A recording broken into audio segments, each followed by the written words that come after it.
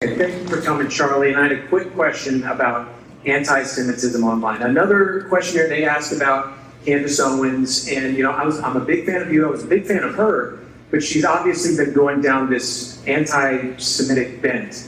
And through her, I'm kind of finding out about these other characters online, like Nick, for instance. I'm sure you've heard of him.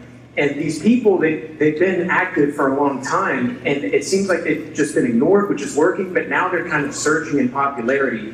And as someone who I enjoy watching your debates, are they people you'd be willing to engage with and maybe shut them down in a way through a debate or something like that?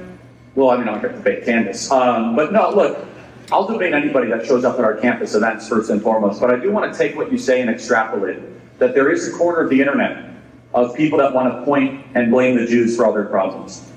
Everybody, this is demonic and it's from the pit of hell. And it should not be tolerated, period.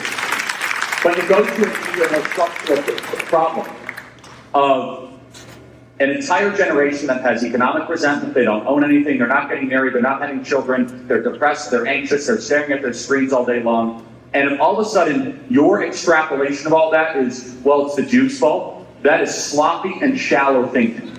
And not only that, they say, oh, it's the Jews' fault. Okay, let's kind of play this out. Well, tuberculosis, that used to kill about 1 billion people. It's a group of Jewish scientists that came up with the antibiotic that cured tuberculosis. How about CPR, the MRI machine? There's over 500 million lives that were saved over the last 50 years because of people that were Jewish scientists that were working on things. They'll never say thank you to the Jews, but they'll always say shame on the Jews. It's weird how that works. And finally, they always blame the Jews for stuff.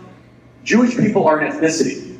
So therefore, definitionally, you have people that are secular, orthodox, religious, that are all over the spectrum. You're trying to blame an entire ethnicity for a singular problem. Hold on, let's take a step back here.